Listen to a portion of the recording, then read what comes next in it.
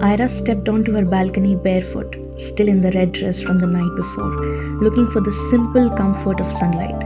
She looked down at the road below, and her breath tightened. Adrian was walking back up that same road, same black shirt, same grey trousers. He was walking back toward the city, and he had clearly never gone home. He had spent the entire night in the countryside. What was he doing there all night? Ira wondered. Ira rushed down the stairs and out the front door in under 2 minutes, hair still flying loose around her face, bellies half on. She stepped into the morning air and ran the almost halfway up the road toward him. Adrian, she screamed. He stopped and turned. Yes, Ira, tell me, he said. She held her breath again. You're wearing the same clothes as last night, she said. You were never home, were you? Where were you all night? For the first time, the muscles at the corner of his mouth moved, almost like a smile. You are wearing the same dress too, he said, and you were certainly home last night. Ira felt silent. I was indeed at my home last night, Adrian continued. My parents and I live in an apartment in the city. I've lived there for years, yet I've never truly been able to call it home. He fell silent for a moment, as though searching for the right words. Whenever I need to return to the place that feels like home, I go there. That's where I was last night. He let that silence stretch for a moment, then added, You watched me for nearly 10 minutes before you went inside last night. The whole time, you were wondering why I was walking away from the city instead of toward it. Weren't you? Ira stared at him in silence. The road he had walked the previous night stretched endlessly into darkness. He had been walking away from the city, the lights of her house fading behind him with every step. There was no way he could have known she had been standing there watching him. How did you know I was watching you? She asked. You never once turned around. I didn't need to, Adrian simply said. I am a detective. My senses are always alert, even when I appear to be doing nothing. Especially then, actually.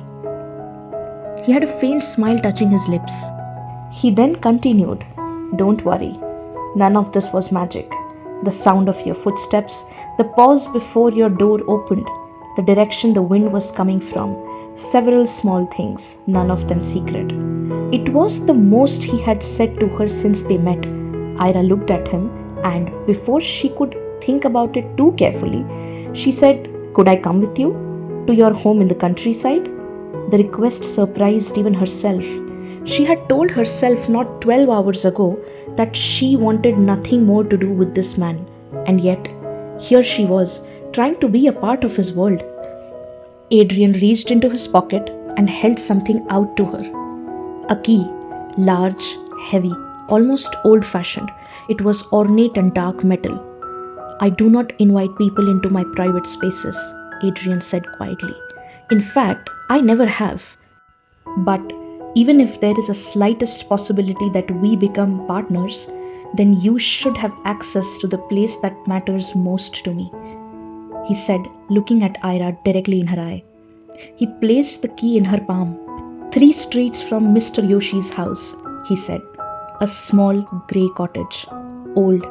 An ordinary cottage to most people. A faint smile touched his lips. You will know it when you see it. He stepped back. I will be there this evening, but if your curiosity gets the better of you, you are welcome to go before then. Then he turned and walked back toward the city. Ira stood in the road and looked down at the key. It was heavier than she had expected. This was the most Adrian had spoken since she had met him. Whatever that place was, it seemed to soften him, make him more open, more human. Ira felt a genuine urgency to see this place. She wanted to visit the cottage as soon as possible. She called out to her mother that she was going out and would be back before dark, and was on the road to the countryside within 5 minutes. The walk took 20 minutes. She passed through the familiar edge of town, past the narrowing path that led to Mr. Yoshi's small hut, and counted 3 streets until the grey cottage appeared at the end of a quiet lane. It was smaller than she had imagined. The grey paint was peeling at the edges. The windows were dark. There was nothing beautiful or welcoming about it, and yet it did not feel abandoned. It felt like it was waiting. She put the key in the lock. It turned with a sound and the door opened. Inside, the cottage was a single room. The floor was old wood that moved and creaked with every step, announcing her presence to no one. The walls were close and dim. A round window, small, almost pothole like, let in rays of afternoon light that lay across the floor. The room looked like an attic in a cloud of mist. She stood still for a moment and let her eyes adjust to the darkness. There was a table with a lantern on it. Not a lamp, a proper old lantern. One that used oil. It looked ancient, as if it belonged to a different century. There was one chair, one single bed pressed against the far wall. A shelf on the opposite side lined with thick photograph albums. One of those pictures had a young Adrian with his parents. Next to them was a childhood toy, painted and faded. It looked like a small tin soldier, she thought. Beside the toy sat an old wind-up alarm clock, and there, resting carefully in a small ceramic dish, was a ring. Ira's gaze settled on it and refused to move. It wasn't fancy or decorative. It was plain, dark, and clearly old. There were no gemstones, no intricate engravings, just a simple band of old gold. It wasn't preserved for its beauty, but for the memory it carried, something too precious. She picked up the ring gently, admiring its delicate beauty. The metal was cool against her fingertips as she turned it over, studying its quiet imperfections. The ring was way bigger than the size of her finger, and yet she was drawn toward it without knowing why.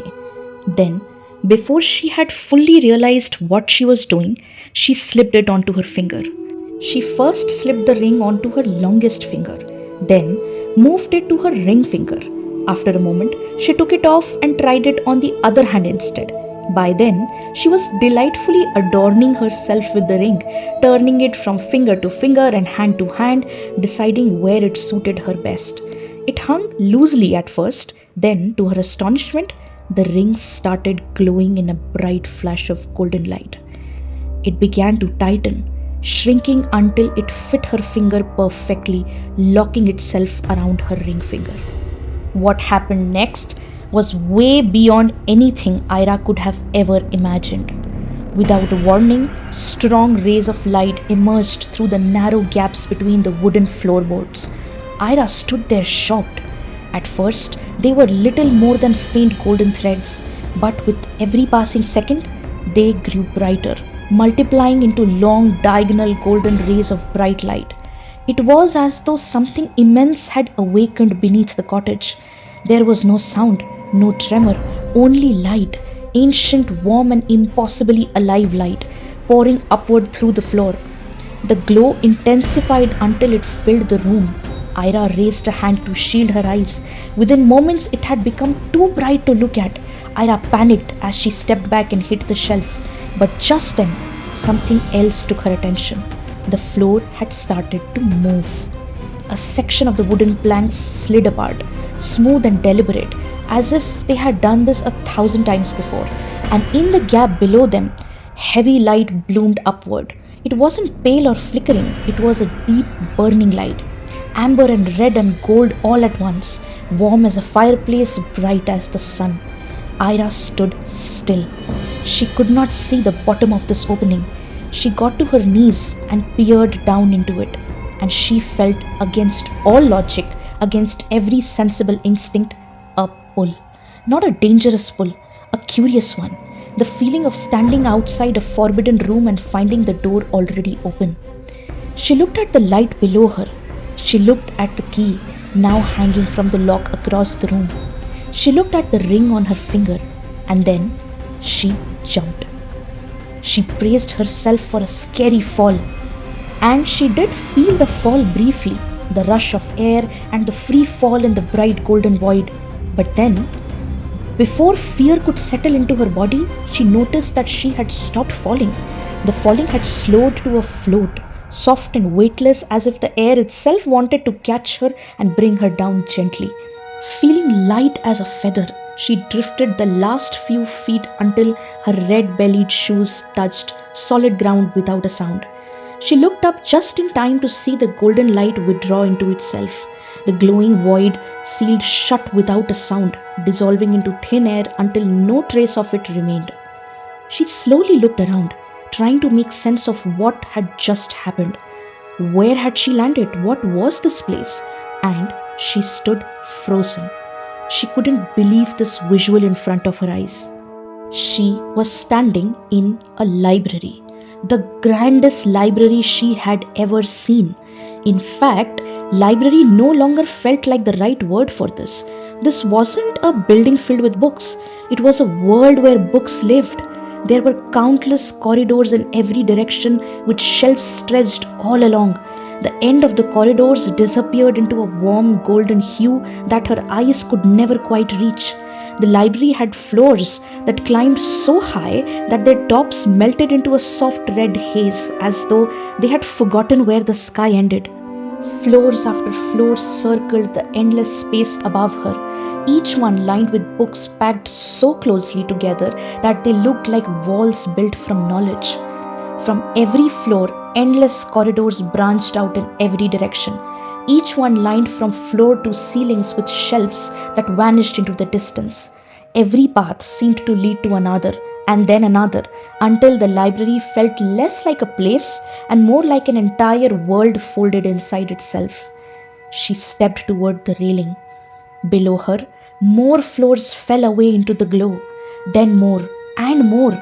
Each floor mirrored the one above it, surrounded by countless corridors overflowing with books stretching farther than she could see. She tried to count the levels, but they simply kept going, disappearing into the golden light beneath. For a moment, it felt as though someone had taken the entire universe and placed stars with books. High above, a great dome ceiling watched over it all, painted in deep shades of red and gold. Iron chandeliers hung in the stillness, their candles burning without smoke or flicker, as though they had been waiting there for centuries. The entire place, though quiet, felt alive. It did not feel abandoned. It felt as though it had been expecting someone. Ira couldn't process this unreal world. Where was she? Why had she been brought here? She didn't know. But she knew one thing with complete certainty. This world was not reality in itself, but a mirror of something real. The chandeliers burnt without smoke. The candles never flickered. Was she dreaming? She pinched her arm. She didn't wake up. Before she could gather another thought, another sight stopped her breath. A book was moving. Not shaking, not falling, moving, and moving with purpose. From the shelf right next to her, she saw a book sliding on its own, gliding through the air with quiet calm, falling open to a particular page, holding there for just a moment, the pages waving slightly as if being held by an invisible hand, and then getting closed again. Without a sound, it drifted back to the very place it came from. Then another book came sliding out, and another. Over and over from every direction in every corridor she could see, thousands of books came in motion all at once. Ira stood in the middle of it, not knowing what to do, not knowing where to move, what to think, what to make of all this. She turned slowly and began to read the labels on the shelves next to her. Drawn by curiosity, Ira wandered toward the nearest shelf. Every shelf carried a small label. She stopped at the first one. It read, Criminal Psychology. It stretched so far she couldn't see where it ended. Every book on that shelf belonged to that single subject.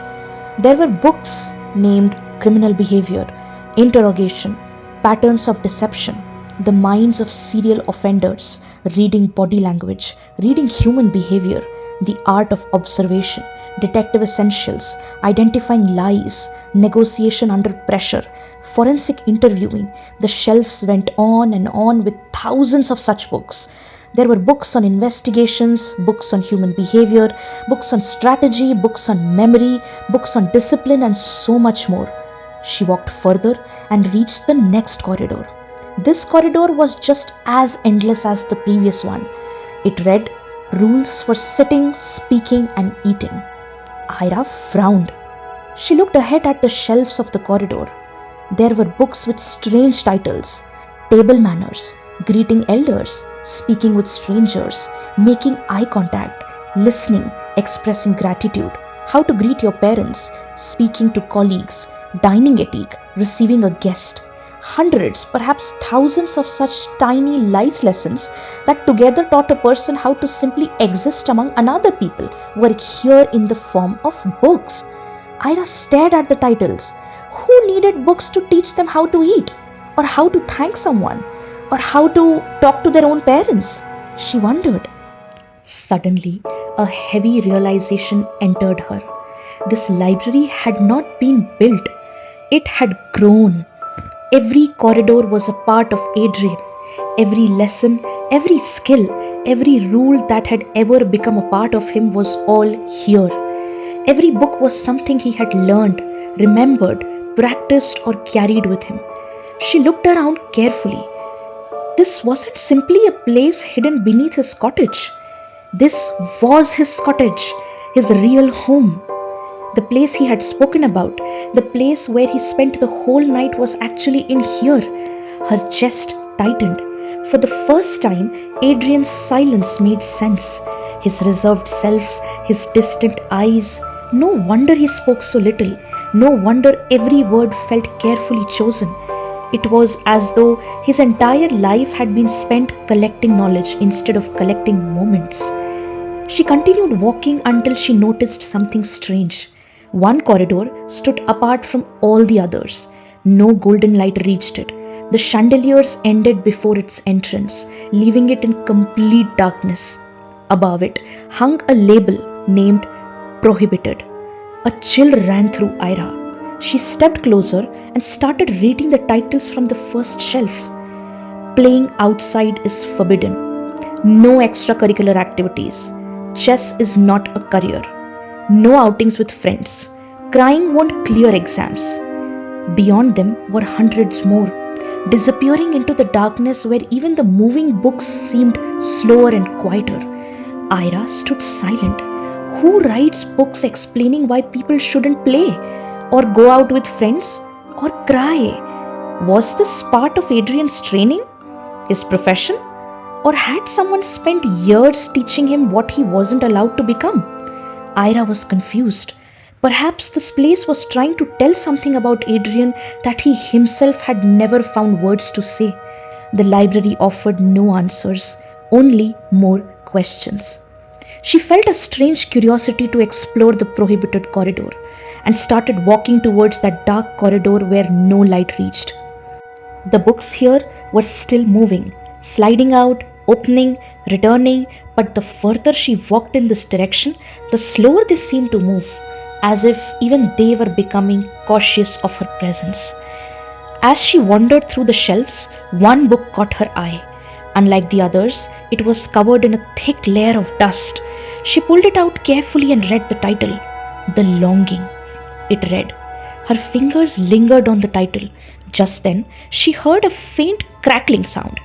It almost sounded like fire. The sound echoed softly from somewhere deeper within the corridor. Ira looked toward the darkness. Without another thought, she gently brushed the dust from the book's cover and slid it back into its place on the shelf. She kept walking further. With every step, the corridor grew darker. The warm golden light faded behind her until it disappeared completely. Soon, she could barely make out the shelves on either side. Everything ahead was swallowed by darkness. Something else had changed too. The books here no longer moved. They stood perfectly still. Not a single page turned. Not a single book drifted through the air. The silence was getting stronger, as though even the library was holding its breath.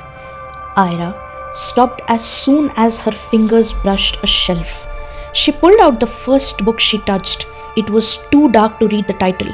Carefully, she opened it. The instant the first page turned, a deep vibration rolled through the corridor. The floor beneath her trembled. Then it shook again. Dust drifted from the shelves above. The wooden racks groaned, and suddenly in the darkness, books began falling one after another. The entire corridor had come alive. Ira's heart pounded. The darkness around her seemed to move with the shaking. She could no longer tell where the shelves ended and the corridor began. Books rained down around her. Some struck the floor, some hit her shoulders and arms before sliding to the ground. Fear told her to put the book back, but she didn't. Instead, she clutched it tightly against her chest. She lowered herself to the floor, covered her head with one arm, and squeezed her eyes shut. The shaking only grew stronger. Then, almost without thinking, she whispered into the darkness, "Don't panic, Adrian." She could hear her own voice echoing all through the corridor. "I know you don't want me reading this. Please calm down. I'm not here to hurt you," she said softly in a whispering voice. For a moment, nothing changed, but then, slowly, very slowly, the trembling began to fade. The shelves grew still. The books stopped falling. The library, little by little, calmed itself. The ground grew still. The books settled to the exact place where they had fallen. Ira remained where she was for a few moments, clutching the book tightly against her chest. Only when the silence returned did she slowly lift her head. The floor around her had become a sea of books. Some lay open, their pages spread across the floor, others rested shut. She pushed herself to her feet. That was when she noticed it. Far ahead, somewhere beyond the darkness, a faint reddish glow had appeared. This was the second time since entering the corridor that she had heard the same sound, a soft crackle, like fire. She stood perfectly still. With every passing moment, the sound became clearer, gentle at first, then louder. The farther she walked, the brighter the glow became, slowly pushing the darkness away. The corridor, which had seemed endless only moments ago, now had an end. She looked down at the book she had protected through the chaos. It read, "Love and Hurt, Two Sides of the Same Coin." She stared at the title without blinking. A heavy realization settled inside her. Perhaps this was why Adrian never wanted anyone to enter this place. This is why this corridor was named Prohibited. She lifted her eyes. The shelves ahead of her stood empty. Every single book had fallen, leaving behind bare wooden shelves that stretched all the way to the reddish light. Holding the book close, she walked toward the growing warmth. With every step, the crackling became louder. Soon, she was close enough to see it. It was an enormous fireplace, deep red at its core, blending into golden orange at the edges. It sat at the end of the corridor like something that had always been there. It was set deep into the wall, framed in old red bricks, way taller than she was. Above it was a chimney that climbed so high that it almost disappeared into the golden glow overhead. The fire burned fiercely. It cracked and sighed, filling the corridor with its sound. Yet there was something deeply unsettling about it. The flames did not dance with warmth or joy. They stretched upward in long, desperate shapes, reaching again and again for something beyond their grasp. The sound grew louder the closer she came. It wasn't frightening, it was grieving. She stood at the edge of its warmth, unable to look away. The sight of this fireplace was making her chest heavy. It wasn't beautiful in the way ordinary fires were beautiful. It felt urgent. The flames moved with a kind of desperation, bending and stretching upward and over and over and over again, as if crying for help or trying to say something that could not be said in words. It felt as though burning was the only language available to them. A small spark from the fire rose and reached to Ira's finger. It was touching her ring. She thought maybe the fire wanted the ring. She reached a hand toward it, slowly, and in that very instant, the heat slammed into her palm like a door slammed shut. She pulled back with a sharp inhale. She wasn't burned, but warned. The fire had not hurt her, but it had made one thing very clear, that it easily could. She took one slow step backward and looked at the great fire again. Only now she did notice them. Pages. They were burning inside the flames, hundreds of them. She looked at the fire. The fire reached upward and upward and upward, silent and desperate. Why? What was it reaching for? She wondered. She thought of Adrian at the restaurant. The way he was sitting with his hands resting flat on the table, his eyes fixed on the flowers, the way every question had been answered in the fewest possible words, the way he had barely looked at her. He never seemed absent. Instead, he seemed guarded. Then she looked at the corridor behind her. It was prohibited for a reason. The book titles ran through her mind. Playing is forbidden. Chess is not a career. Every feeling, every impulse, every piece of joy or pain that didn't fit into a life of discipline had been placed there, hidden away in darkness, in the prohibited corridor. Her eyes slowly dropped to the book she was still holding, Love and Hurt, Two Sides of the Same Coin. She read the title again, and a heavy realization entered her in that moment. This fire wasn't feeding on paper, it was feeding on emotion, intense emotion, on every passionate feeling Adrian had locked away. Almost without thinking, she reached forward with the book in her hand. The flames reached towards her and brushed against the cover of the book. At once, the book slipped from her fingers, as though the fire had claimed it for itself. It disappeared into the heart of the flames. The pages caught fire instantly, and the fire roared, as though burning in pain. But it didn't stop there. In an instant, the flames exploded upward, racing through the great fireplace. Fire climbed the red bricks and shot into the towering chimney, filling the corridor with fierce golden light. Ira stumbled back, unable to believe what she was seeing. That one single book had almost acted as fuel for the fire. She stood frozen, watching. Then, just as suddenly as it had awakened, the fire died. Every flame vanished. One moment it was burning, and the next it went dark and cool. It smelled of ash and something else, something clean and cold and sharp. The great fireplace stood dark before her once more. She looked at it closely. All that was left now was ash, ashes of the book she had carried. The ash inside glowed faintly at the edges, orange turning to grey. Then something impossible happened. The ash began to move. Not upward, not outward. It drifted backward, floating through the empty fireplace as though drawn by an unseen force. It stretched farther and farther, carrying itself into the darkness beyond the wall where the fire had burned only moments before. The bricks that had blackened due to fire were now crumbling away. They grew pale, then almost transparent, and then dissolved completely into thin air. The stream of ash did not stop. It lengthened, widening as it traveled, until it no longer looked like ash at all. It had become a passage. The old bricks on either side slowly crumbled away, making room for it. Bricks gave way to darkness, and darkness gave way to a tunnel that seemed to reach somewhere beyond her imagination.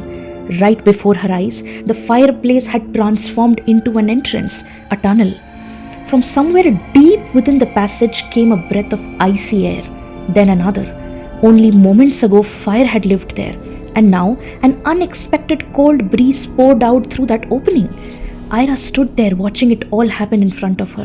The breeze blew her hair and her red dress. What could possibly exist on the other side, she wondered. Before she could think any further, something small drifted out of the darkness. A snowflake. It floated lazily toward her, carried by the wind, coming out through the mouth of the passage and landed softly at her feet before melting away. Ira stared at the tiny drop of water it left behind. Was that real snow? She whispered. She held her shawl tighter and then remembered she had no shawl. She was still in the red dress, still in the red ballerina shoes, still exactly as she had been when she had stepped inside the cottage that morning. Taking a slow breath, she ducked into the passage and walked forward. Soon she was inside it. Its walls were carved from deep red stone, cold beneath her fingertips. Darkness surrounded her, broken only by the faint grey light waiting somewhere far ahead. More snowflakes drifted past her, gliding sideways through the tunnel, carried by the steady wind. She kept walking. With every step, the air grew colder. After a while, the smooth stone walls gave way to damp earth. The darkness ahead slowly lifted, not into the warm golden of the library, but into a flat grey light. It was the light of a sky that had forgotten the sun.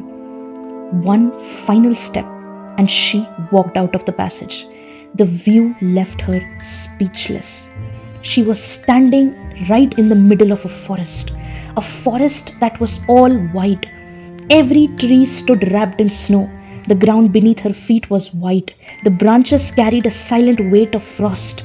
The cold reached her immediately. It did not merely touch her, it almost hit her.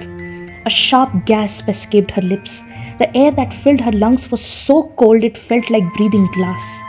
She was already shivering, wrapping both her arms around her, waiting for her body to adjust. Ira stood there, unable to make sense of what had just happened. A small cottage had opened into an endless library. The library had a hidden tunnel, and the tunnel had brought her here, to a snow-covered forest that seemed to exist in another world. She looked around in disbelief.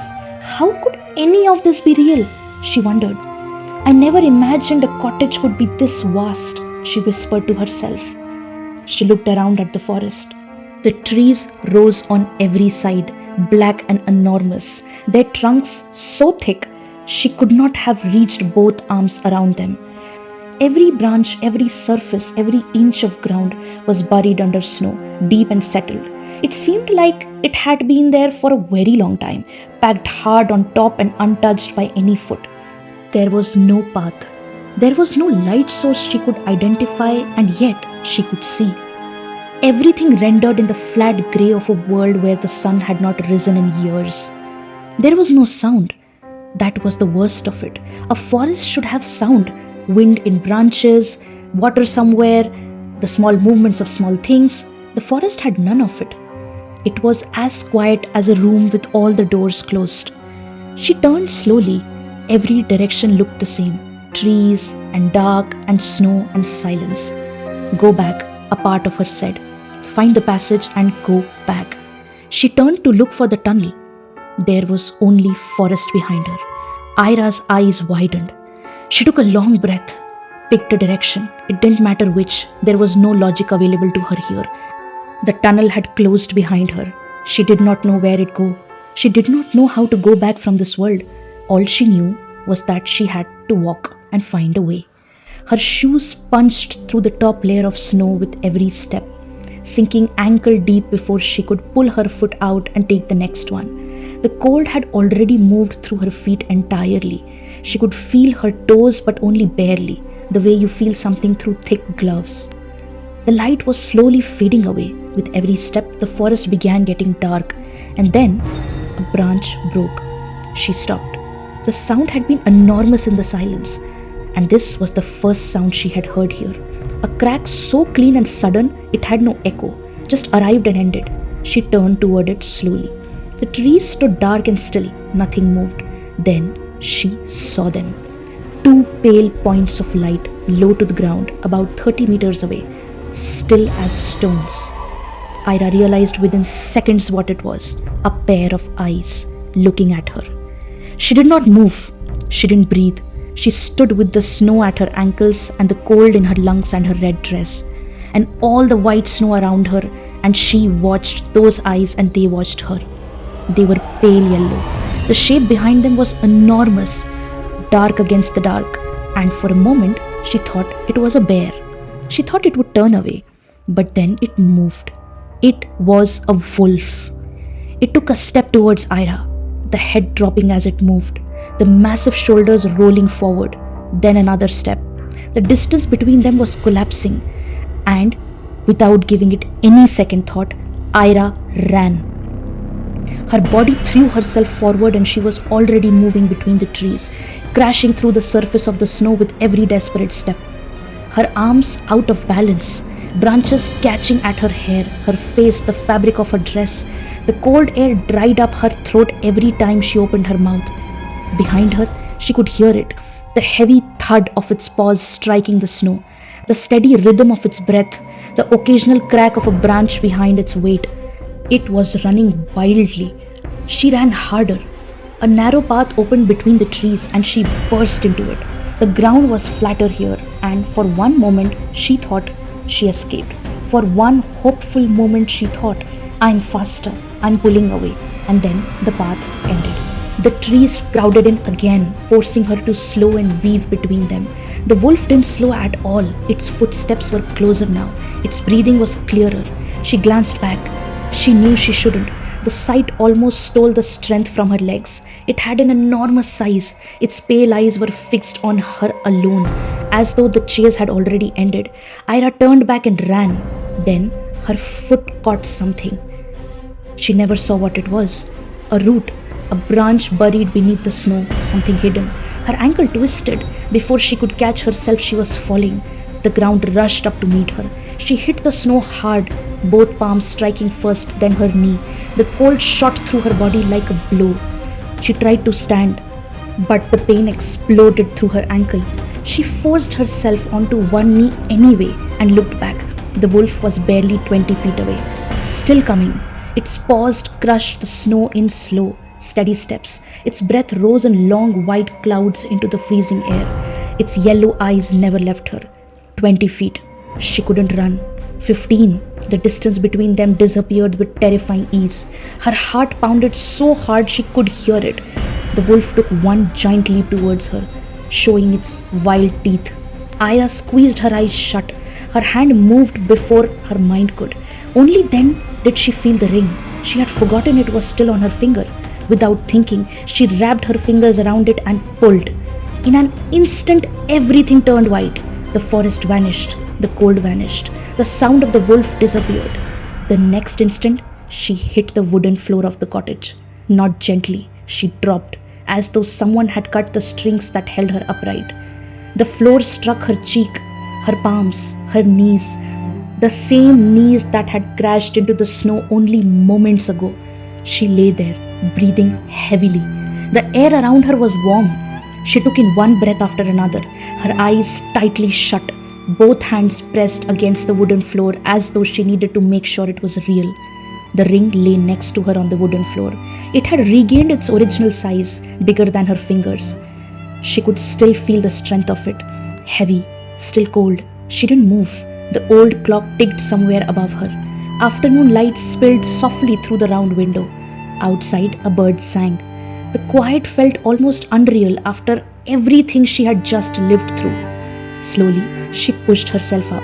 Her arms trembled beneath her weight. She managed to get onto her hands and knees, her hair falling across her face. She lifted her head and got frozen at the sight ahead. Adrian was standing in the doorway, watching her.